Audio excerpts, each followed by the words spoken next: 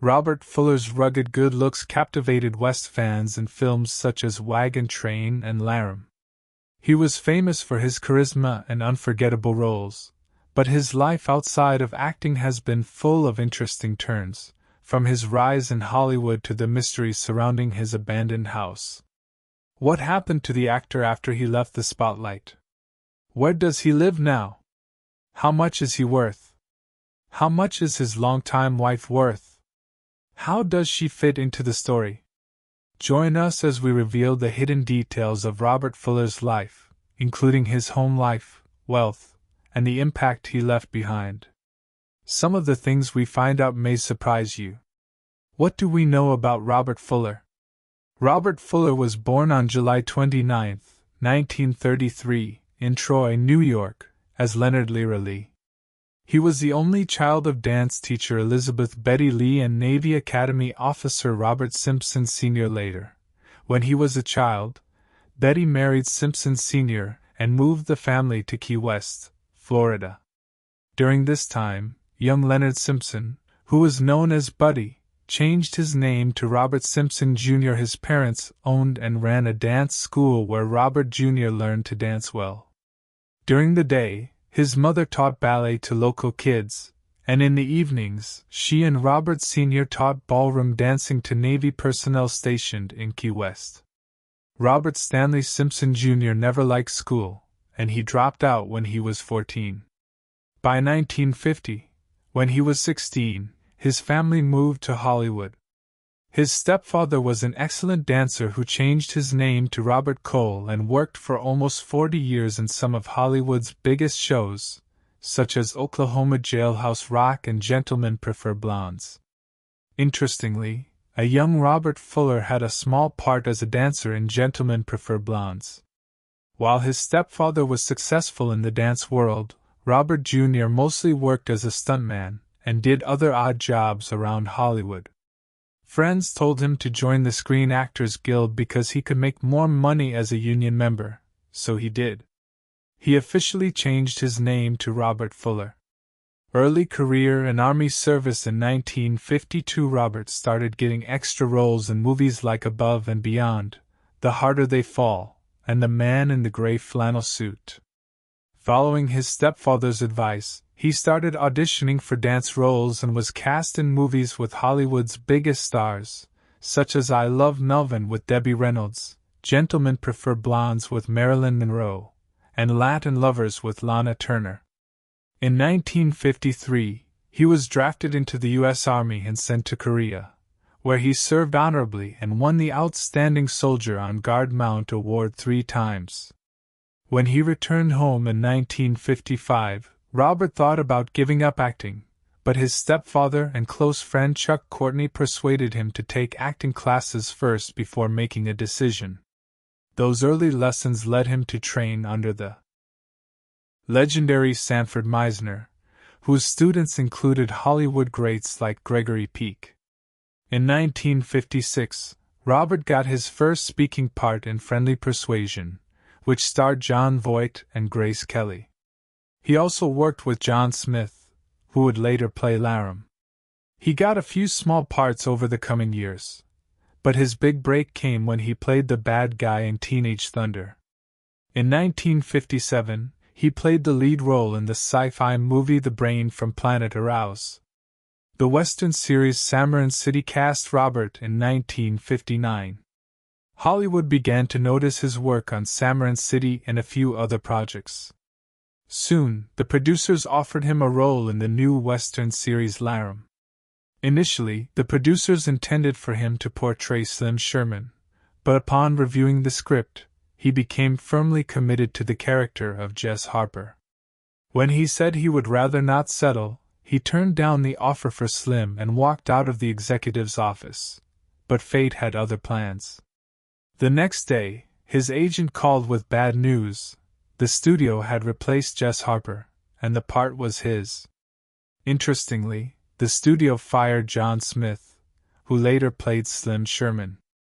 Later, Laram fans would agree that the switch was a blessing in disguise because it made both actors look their best. Laram was a hit. From 1959 to 1963, Laram took viewers into the rough world of Laram, Wyoming. The show followed the life of Slim Sherman. This is John Smith and Jess Harper. Robert Fuller played two men trying to run a successful ranch in the Old West while facing the dangers and challenges of the time. Robert Fuller's performance, as Jess Harper, quickly became one of the show's highlights, solidifying his reputation as a top Western star. Jess, a former gunslinger who now works as a ranch hand, was a complicated character, tough and fearless but also filled with deep emotion and inner conflict. Fans loved Fuller's portrayal of Jess because of his natural charm and skill in adding depth to the part. One of the best things about Laram was how well Fuller and his co-star John Smith got along. Their relationship as ranch partners on screen felt real, giving viewers a strong sense of brotherhood and camaraderie. Together, they faced everything from outlaws and cattle rustlers to the everyday struggles of frontier life, all while staying true to their sense of justice. What made Laram stand out from other westerns of its time were its gripping stories. Figures that are well-rounded and good production quality. With its strong writing and outstanding performances, the show wasn't just about gunfights and cowboy action. It also looked at themes of honor, loyalty, and how hard it is to keep the law in a country that isn't always following it. Robert Fuller's unforgettable performance as Jess Harper greatly contributed to Laram's lasting impact on the Western genre. Suddenly, Robert Fuller wasn't just famous in America, he was famous all over the world. Laram aired in more than 70 countries and won him a huge following. The show ran from 1959 to 1963. Following that, Fuller secured a role in another renowned Western, Wagon Train, portraying Chief Scout Cooper Smith until the show's conclusion in 1965. The rise of Laram. In an interview in 2016, Robert Fuller talked about how fans became interested in Laram again after it started airing on Encore Westerns. Since the show hadn't been widely syndicated, many fans saw it on TV for the first time since its original run. Fuller remembered how the show's return got a giant response, with numerous emails and social media messages flooding in. Fans were thrilled to finally be able to watch Laram again, and many reached out to share their joy. Fuller said this about the show: "Laram had a good message and was a good Western with good characters, direction, and camera work." He also praised the talent behind the scenes, especially Ray Renahan, who was the show's director of photography and an Oscar-winning cinematographer and one of the first people to use Technicolor technology, which helped make Laram's visuals so striking. Fuller also praised the show's top-notch directors, such as Joseph Kahn and Leslie Slander, who both had a lot of experience in the Western genre and helped make the show feel real and tell great stories. Robert Fuller loved a good Western series. They were his true love. Fans adored Fuller's portrayals in classic Westerns such as Wagon Train and Laram, readily understanding his comfort in donning a cowboy hat and his fondness for the storytelling style of Westerns. "I aspire to achieve success in Westerns if possible," Fuller expressed to World News. "Westerns make good stories, great entertainment that provide an escape for the viewer. Television will always cycle through the Western genre." Acting in these shows also gave Fuller the chance to enjoy his love of the outdoors and stay active, which were two of his biggest passions. "I like Westerns," Fuller told the Associated Press in a different interview. "I like working with the people I do and working outside." Fans quickly became attached to characters like Wagon Train's Cooper Smith, who treated Fuller like a friend. "I also like how people react to me when I go on tours. They recognize me right away and talk to me like I'm an old friend, saying things like, 'The next bad guy you meet, get him for me. It makes you feel like $1,000,000. Fuller was always up for another Western, even though he had already been in a lot of them. When asked what he'd like to work on next, he immediately thought of another Western series and asked, Did Robert Fuller and John Smith get along? Robert Fuller and John Smith brought a unique part of Wyoming to life, giving fans a view that few other shows could match. The two stars got along great, with Smith saying, "We couldn't have worked as long and as hard together as we did and not gotten along." They were so close that Fuller joked about how much he hated having to shout across the dressing room walls to talk to Smith. Eventually, the group resorted to their usual tactic of punching holes in the walls. It was one of the crazy things they did after Laram's giant success. Fuller made a smooth move to Wagon Train, where he played Cooper Smith for 60 episodes. He also had smaller parts in movies and shared the screen with famous people, even though he had to deal with many problems.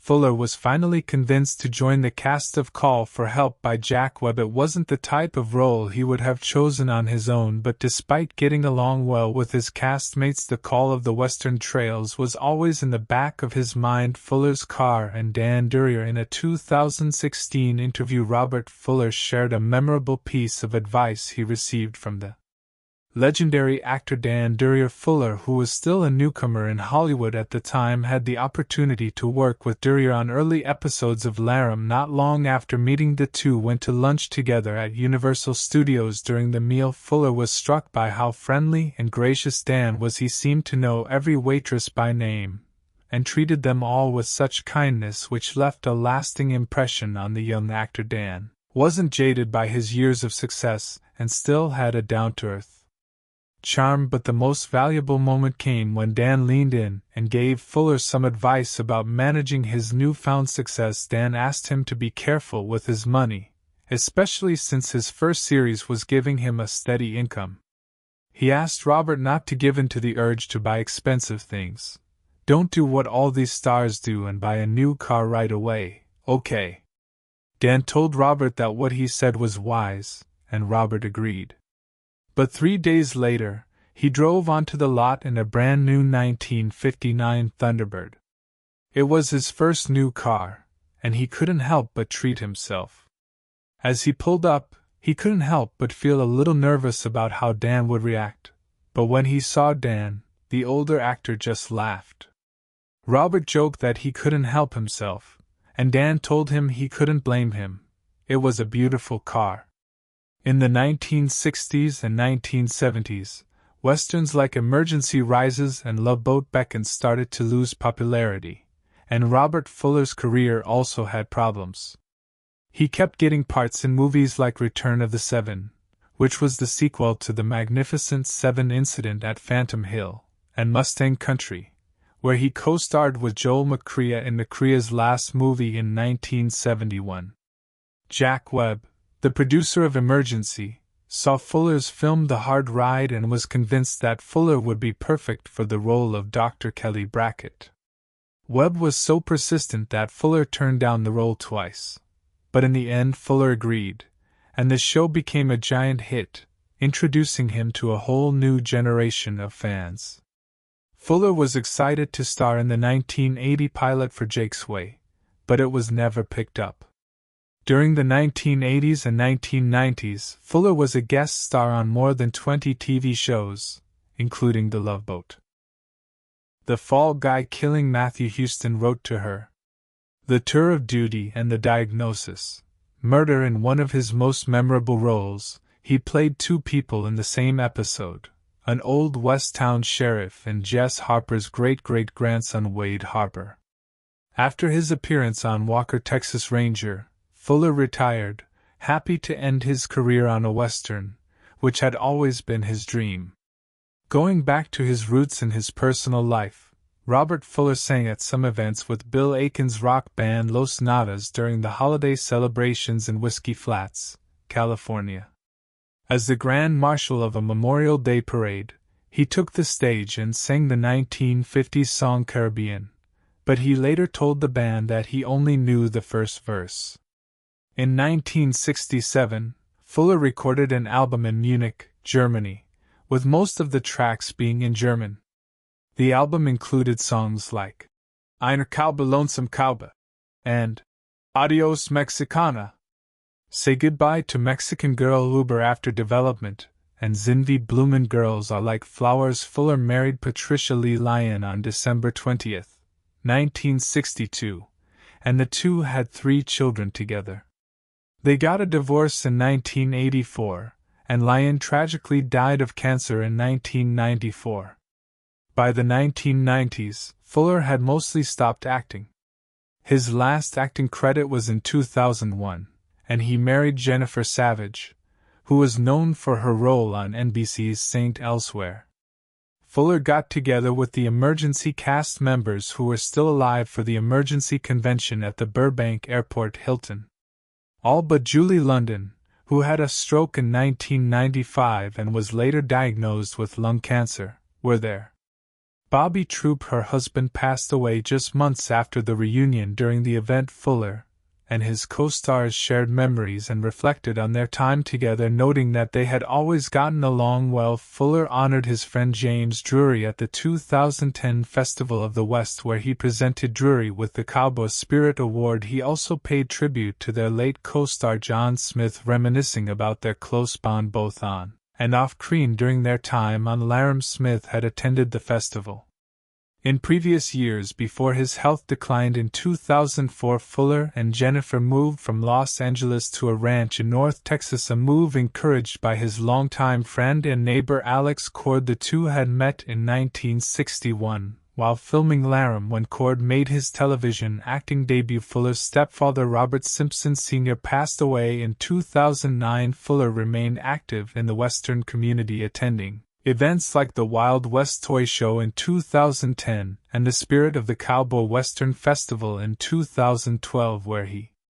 was surrounded by fellow Western stars. For his 80th birthday in 2013, Fuller celebrated with his fans and his wife while vacationing on a ranch in Libby, Montana. He also joined his longtime friend and fishing buddy James Best for Norman Lloyd's 100th birthday celebration in 2014. Just a few months before Best's passing, Robert Fuller advised his son not to hang around actors. One of the best parts of getting older is being able to pass on wisdom to the next generation, and when you have a career as long and successful as Robert Fuller's in television, you've certainly gathered some valuable insights. In an open letter to his son that was later released by the Associated Press, Fuller used the chance to share what he knew. In the letter, he gave his son some advice that will always be useful. Someday you might want to make your living by acting but still get plenty of time in the great outdoors, Fuller wrote. If that's the case, then don't hang out with actors. I'm giving you this advice while you're still too young to argue.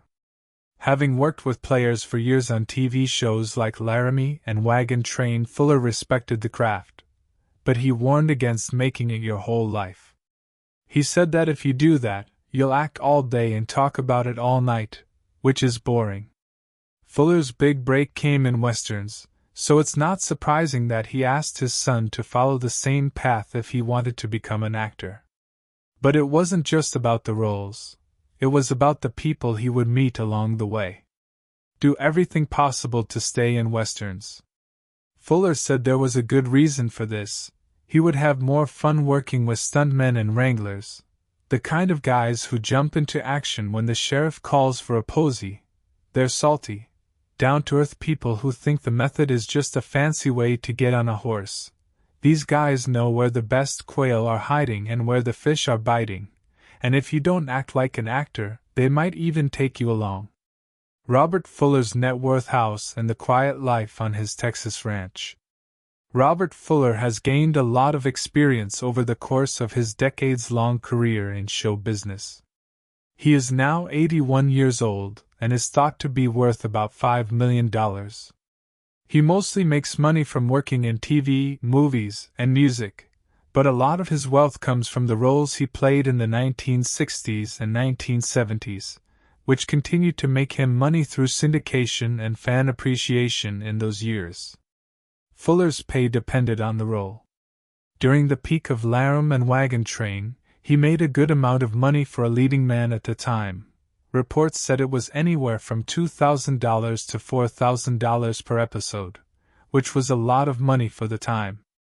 These roles, along with his work in movies and later on Emergency, helped Fuller build a solid financial base, even as the Western genre started to fade.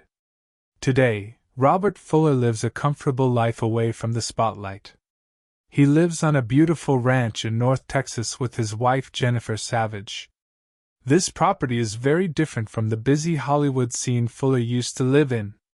Fuller can enjoy the outdoors in this quiet Cook County area with several acres of land. The home is cozy and rustic, which fits his preference for a more down-to-earth lifestyle. It is decorated with